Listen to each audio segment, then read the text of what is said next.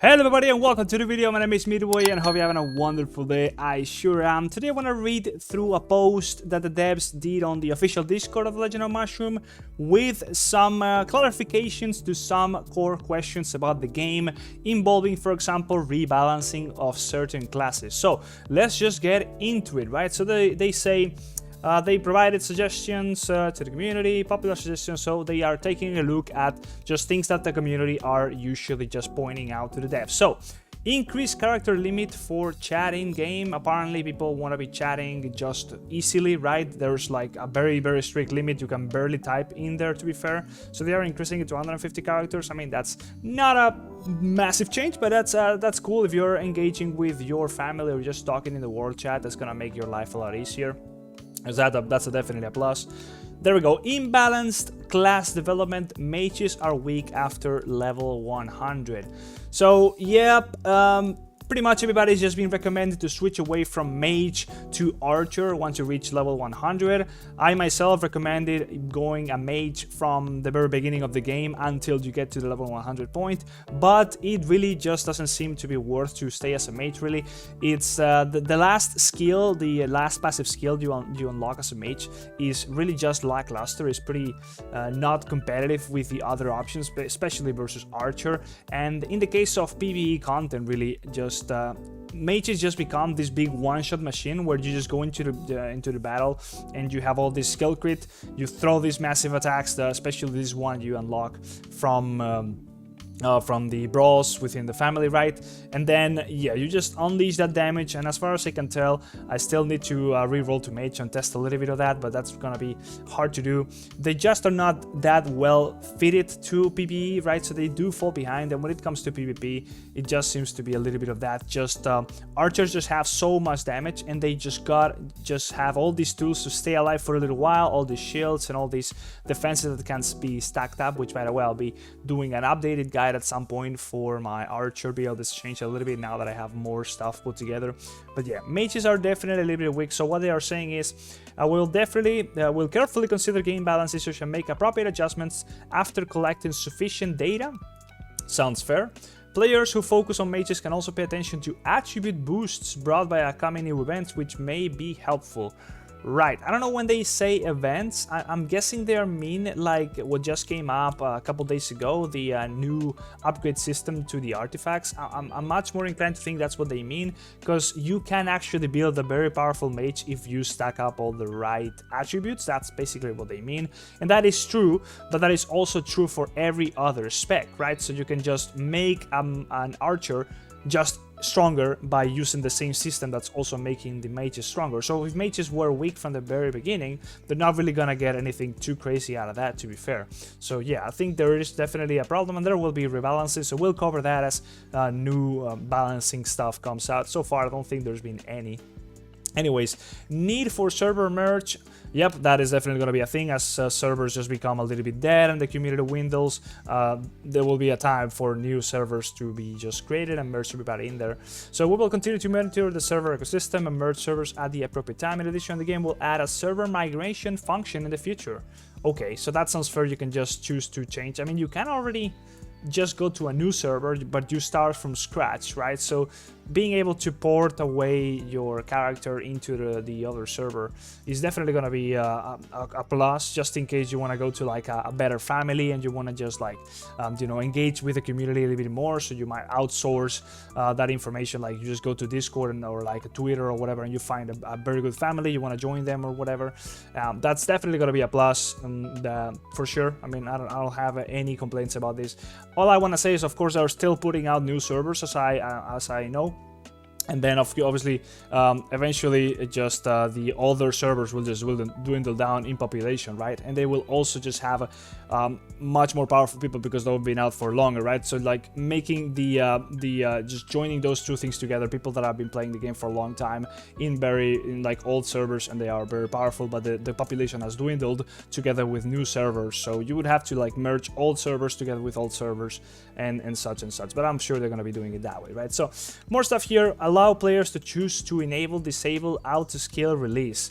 Right, so definitely there is some skills where you would benefit a lot from being able to choose exactly when you want to use, right? So just for convenience sake, you might want to just have all skills automatic, but then if you want to have, like, for example, a shield or like blitz assault, you want to use stuff like that gives you immunity or defensiveness, especially defensiveness, or you just want to be like lining up a lot of very offensive skills at the right time.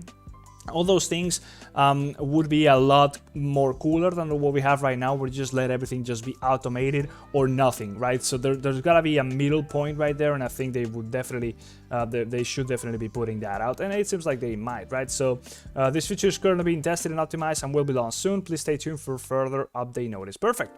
Add resets for Parking Wars Dormitory. Presets, actually, yeah, presets. Yeah, that's definitely gonna be very, very, very, very beneficial. Parking Wars is something you gotta do at least like twice a day in order to just keep up with the max rewards. 3 times a day would be optimal, of course, but eventually just cap out if you don't have that many mounts.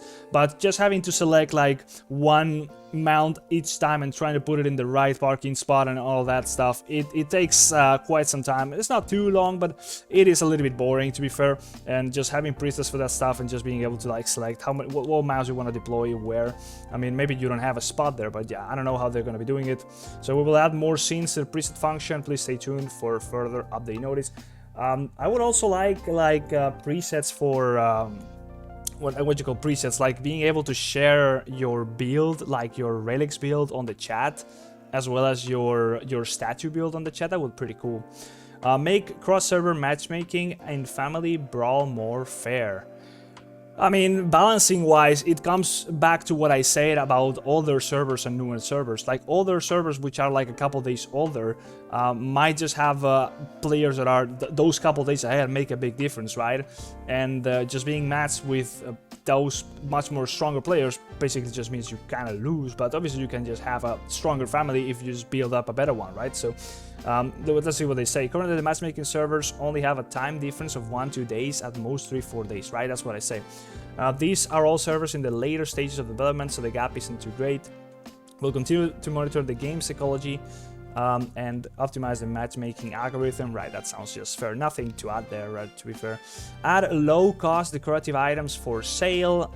I mean, sure, more pieces to just decorate your character, maybe even like your UI or your like when the scene you are fighting in, maybe even your like what you call your house when you have your cave and your statue and all of that stuff. Maybe decorate that as well. That would be pretty cool. I will add more accessories. Please stay tuned for further for future update notice. I mean, for sure, there's gonna be a lot more gear coming out, which is gonna include some more costumes, but those are part of events, of course, and there is ways of getting them guaranteed, which I have a video on, but for the most part you kind of need to pay for most of those unless you get really lucky. Add fishing feature. I mean, I don't know what is it with fishing, but people seem to just want to always have fishing in everything, not gonna lie, but I mean, they could make it cool.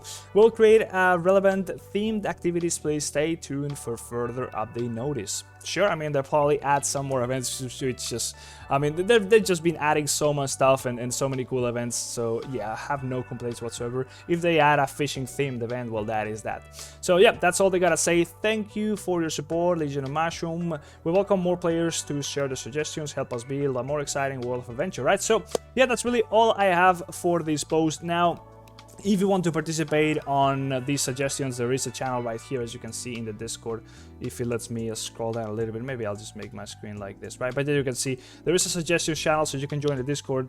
It's gonna be down in the description, and there you can find out all about the latest news on the announcement channel, game updates, all that stuff.